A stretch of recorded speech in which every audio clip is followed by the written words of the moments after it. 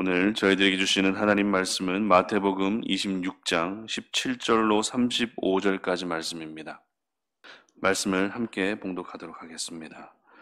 무교절의 첫날에 제자들이 예수께 나와서 이르되 유월절 음식 잡수실 것을 우리가 어디서 준비하기를 원하시나이까?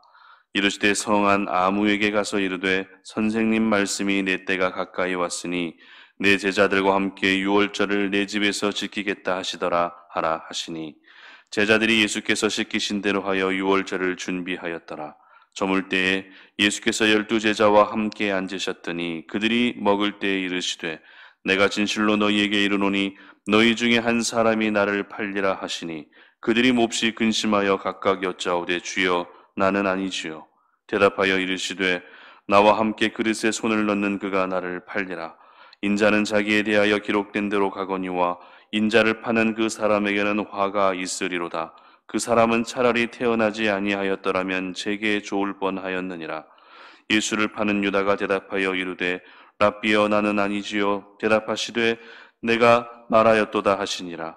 그들이 먹을 때에 예수께서 떡을 가지사 축복하시고 떼어 제자들에게 주시며 이르시되 받아서 먹으라 이것은 내 몸이니라 하시고 또 잔을 가지사 감사 기도하시고 그들에게 주시며 이르시되 너희가 다 이것을 마시라.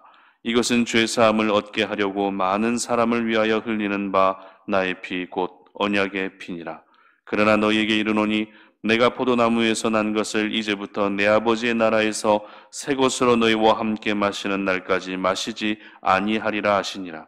이에 그들이 찬미하고 감람산으로 나아가니라. 그때 예수께서 제자들에게 이르시되 오늘 밤에 너희가 다 나를 버리리라. 기록된 바 내가 목자를 치리니 양의 떼가 흩어지리라 하였느니라. 그러나 내가 살아난 후에 너희보다 먼저 갈릴리로 가리라. 베드로가 대답하여 이르되 모두 주를 버릴지라도 나는 결코 버리지 않겠나이다. 예수께서 이르시되 내가 진실로 내게 이르노니 오늘 밤 닭 울기 전에 내가 3번 나를 부인하리라. 베드로가 이르되 내가 주와 함께 죽을지언정 주를 부인하지 않겠나이다 하고 모든 제자도 그와 같이 말하니라. 아멘. 배신하지 말고 확신하라라는 제목으로 오늘 말씀 증거합니다. 코로나19 바이러스가 기저질환을 가지고 있는 분들에게 더 치명적이라는 사실은 저희 모두가 알고 있는 사실입니다. 왜냐하면 코로나 바이러스는 콜레스테롤을 분자에 편승해서 쉽게 인체 세포에 침투하기 때문인데요. 조금 더 쉽게 말해서 콜레스테롤이 코로나19 바이러스를 인체 세포에 데려다주는 택시 역할을 한다는 것입니다. 콜레스테롤은 크게 2가지로 나뉘어지는데요. 고밀도 지질 단백질로 불리는 HDL 콜레스테롤이 있고요. 그리고 반대로 저밀도 지질 단백질로 불리는 LDL 콜레스테롤이 있습니다. 그 중에 저밀도 지질 단백질이라 불리는 LDL 콜레스테롤이 우리 혈관에 쌓여서 혈액의 흐름을 막는 안 좋은 역할을 하는 것이죠. 그러나 반대로 고밀도 지질 단백질은 HDL 콜레스테롤이라고 하는데요. 이 HDL 콜레스테롤은 LDL 콜레스테롤을 제거해주는 역할을 하기 때문에 흔히 좋은 콜레스테롤, 착한 콜레스테롤 이렇게 이야기합니다. 그런데 코로나 바이러스가 콜레스테롤에 결합할 때는 착한 콜레스테롤이라 불리는 HDL 콜레스테롤에 결합해서 우리 세포에 침투한다는 것이죠. 그래서 과학자들과 의료 관계자들은 이를 가리켜 착한 콜레스테롤의 배신이라고 이런 말을 사용합니다. 무슨 말입니까? 우리 인체에 도움이 되는 HDL 콜레스테롤이 오히려 코로나19에 더 쉽게 감염될 수 있는 길을 제공해주고 있다는 것입니다. 우리가 특정 사람에게 배신을 당해도 굉장한 충격을 받게 되는데 이제 콜레스테롤까지 우리를 배신하고 있다는 현실은 정말 우리가 믿을 것이 하나도 없다라는 그런 생각이 절로 들게 하는 것 같습니다.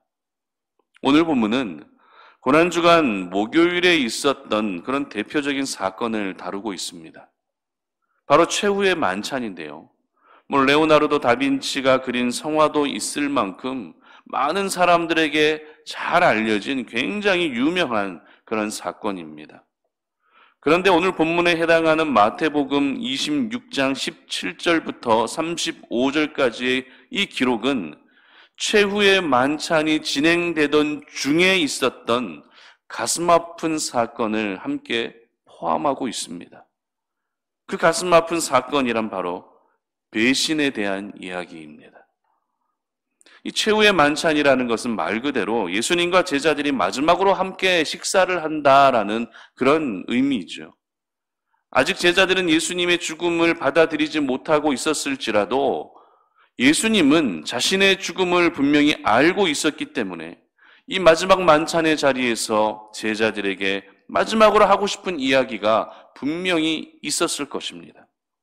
그러나 오늘 최후의 만찬은 어떻게 시작되고 있습니까? 21절 보시기 바랍니다.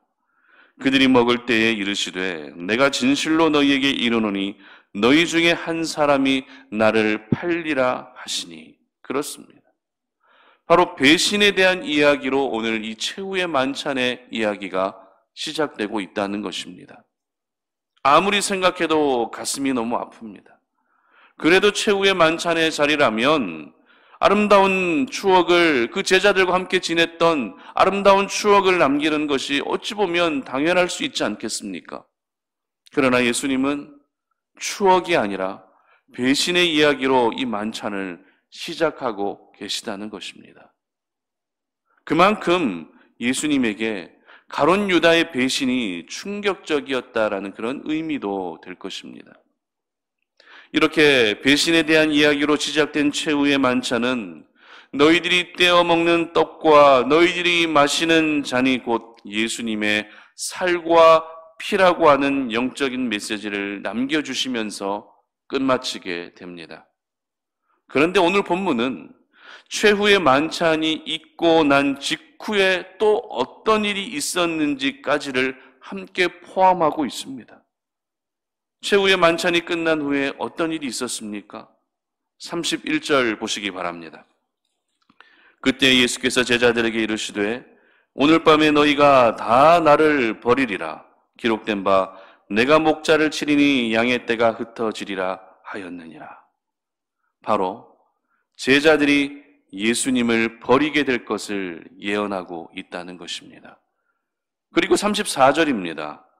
예수께서 이르시되 내가 진실로 내게 이르노니 오늘 밤 닭 울기 전에 네가 3번 나를 부인하리라. 수제자 베드로마저도 예수님을 부인하게 될 것을 예언하고 계십니다. 이 최후의 만찬이 있었던 시기는 유월절을 앞둔 때였습니다. 이 유월절은 이스라엘 백성들의 애굽에서의 삶과 그리고 그 애굽에서 탈출하는 모든 과정까지 포함하고 있는 그런 절기였기 때문에 구원의 은혜를 기념하는 절기라 할 수 있습니다. 그러므로 유월절 절기는 감사와 축제의 성격을 띤 그런 절기였던 것이죠.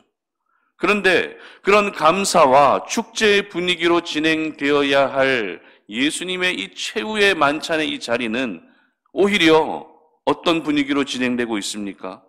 제자들의 배신이 꼬리에 꼬리를 무는 이야기들로 진행되고 있다는 것입니다. 가룟 유다가 예수님을 팔게 될 것이고 제자들이 예수님을 버리게 될 것이며 베드로마저도 예수님을 3번 부인하게 될 것을 말씀하신 이 제자들의 배신 스토리는 전형적인 인간의 연약함을 보여주는 그런 부분이라 할 수 있는 것이죠. 그렇다면 제자들은 왜 이렇게 같이 미리 짠 것처럼 하나같이 예수님을 배신할 수밖에 없었던 것일까요? 3년이라는 공생애를 함께 지내면서 예수님을 위해서 무슨 일인지 다 할 수 있을 것처럼 지냈던 제자들이 왜 오늘 이 최후의 만찬의 자리에서 모두 짠 것처럼 하나같이 배신할 수밖에 없었던 것일까요? 그 이유는 제자들은 예수님과 동행하면서도 하나님의 나라에 대한 기대와 소망을 가지고 산 것이 아니라 여전히 이 땅의 것들에 매여 있었기 때문에 그렇습니다. 가룟 유다는 은 30이라고 하는 돈 때문에 예수님을 배신합니다. 그리고 나머지 제자들은 자기 목숨이 우선이라는 생각에 예수님을 배신하죠. 그리고 베드로는 어떻습니까? 위기를 모면하기 위해 예수님을 배신합니다. 돈과 목숨과 위기와 같은 모든 것은 이 땅의 것들입니다. 이처럼 우리가 오늘도 이 땅의 것들에 매여 있고 이 땅의 것에 신경 쓰고 있다 보면 결국 저희들 역시 예수님을 배신할 우려가 굉장히 높은 것이죠. 저희들은 지금 고난주간을 보내고 있습니다. 고난주간의 제자들이 예수님을 배신하게 된 일이 나에게 일어나지 말라고 하는 법은 없습니다. 제자들에게 일어났던 그 배신의 일들이 나에게는 일어나지 않는다라고 장담할 수는 없다는 것이죠. 고난주간을 보내면서 평소보다 돈에 대한 유혹이 더 심하게 찾아올 수도 있습니다. 고난주간을 보내면서 어떻게든 이 땅에서 내가 조금 더 편안하고 조금 더 잘 살고 싶은 그런 유혹도 찾아올 수 있습니다. 그리고 고난주간을 보내면서 어떻게든 인간적인 방법으로 위기를 모면하고 싶은 유혹도 우리에게 분명히 있을 수 있다는 것이죠. 이처럼 저희들은 수많은 이 땅의 유혹들, 세상적인 유혹들 가운데 노출되어 살아가고 있습니다. 그렇지만 결코 예수님을 배신하는 일은 없어야 될 것입니다. 예수님보다 돈을 선택하는 일도 없게 하시고 예수님보다 이 땅에서 더 잘 나가는 삶을 선택하지도 마시고 인간적인 방법을 통해서 위기를 모면하려고도 하지 마시기를 바랍니다.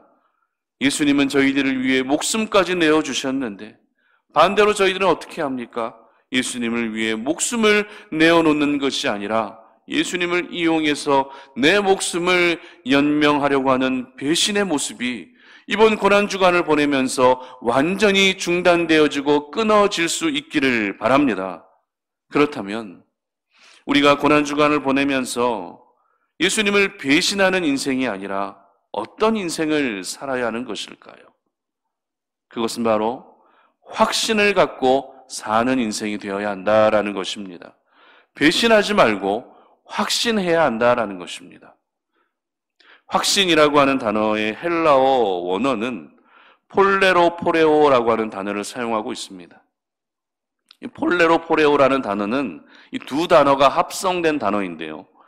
가득하다라는 의미의 폴레레스라는 단어와 항상 지닌다, 착용한다라는 의미의 포레오라는 단어가 합쳐진 단어가 이 확신이라고 하는 단어입니다. 따라서 이 확신의 원어적 의미는 항상 지니고 항상 착용함으로써 충만하고 가득한 상태가 되는 것이 바로 확신의 의미입니다. 그렇다면 우리는 무엇을 착용하고 무엇에 충만해 있어야 하는 것일까요? 로마서 13장 14절 보시기 바랍니다. 제가 읽어드립니다. 오직 주 예수 그리스도로 옷 입고 정욕을 위하여 육신의 일을 도모하지 말라. 아멘. 그리고 요한복음 1장 14절입니다. 말씀이 육신이 되어 우리 가운데 거하심에 우리가 그의 영광을 보니 아버지의 독생자의 영광이요 은혜와 진리가 충만하더라. 아멘. 그렇습니다. 바로 예수 그리스도로 우리가 옷 입어야 하는 것입니다. 예수 그리스도라고 하는 그 의의 옷을 항상 지니고 착용할 수 있어야 하는 것이죠.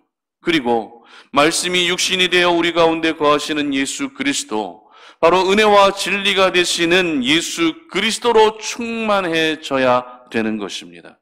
그러므로 확신이라고 하는 것은 예수 그리스도로 충만해진 상태가 바로 확신의 상태가 되는 것입니다. 그렇다면 예수님이 저희들을 위해 하신 일은 무슨 일일까요? 도대체 예수님께서 저희들을 위해 어떤 일을 하셨습니까? 어떤 일을 하셨기에 예수 그리스도로 옷을 입고 예수 그리스도로 충만해져야 하는 것일까요? 오늘 본문 26절부터 28절까지 보시기 바랍니다. 그들이 먹을 때에 예수께서 떡을 가지사 축복하시고 떼어 제자들에게 주시며 이르시되 받아서 먹으라. 이것은 내 몸이니라 하시고 또 잔을 가지사 감사기도 하시고 그들에게 주시며 이르시되 너희가 다 이것을 마시라. 이것은 죄사함을 얻게 하려고 많은 사람을 위하여 흘리는 바 나의 피 곧 언약의 피니라. 아멘. 바로 저와 여러분의 죄를 사해 주시기 위해 십자가에서 몸을 내어 주셨고 피를 흘려 주신 것입니다. 저희들이 죽어야 할 그 자리에서 예수님께서 대신 돌아가 주신 것입니다. 십자가에서 가장 고귀한 사랑을 보여주신 분이 바로 우리 하나님이시고 우리 예수님이신 것입니다. 그러므로 확신하며 지낸다는 것은 오늘도 나를 위해 고난당하시며 십자가에서 돌아가신 예수님을 그 아낌없이 예수님께서 저희들에게 베풀어 주신 그 아낌없이 주신 사랑을 믿는 것 이상으로 매 순간 기억하며 또 감사하며 마음 깊이 새기며 사는 것이 바로 확신하며 지내는 것입니다. 하나님께서는 고난주간을 보내는 하나님의 사람들이 이와 같은 확신 가운데 거하며 살기를 원하십니다. 우리가 고난주간에 금식하며 고난에 동참하는 것도 너무너무 중요합니다. 그러나 우리가 무엇을 하든 어디에 있든 예수님을 향한 그 확신의 상태를 언제나 잘 유지하며 사는 것은 더 중요하다라는 것입니다. 사탄은 오늘도 여러 가지 이 땅의 것들과 세상의 것들로 우리의 그 확신을 흔들고 무너뜨리면서 결국 예수님을 배신하게 만들 것입니다. 그러나 오늘 함께 말씀을 나눈 우리 송탄 오는 모든 성도님들은 예수님을 결코 배신하는 오늘 하루가 되지 마시고 우리 주님을 향하여 확신하며 나아갈 수 있기를 바랍니다. 어떤 환경과 또 어떤 상황으로 내 확신이 흔들리는 것이 아니라 이번 고난주간을 통해 우리 주님을 향한 그 믿음이 더욱더 견고해져 가는 은혜를 경험하시는 우리 송탄 오륜의 모든 가족들이 되시기를 다시 한번 주님의 이름으로 축복합니다. 우리 함께 기도하겠습니다.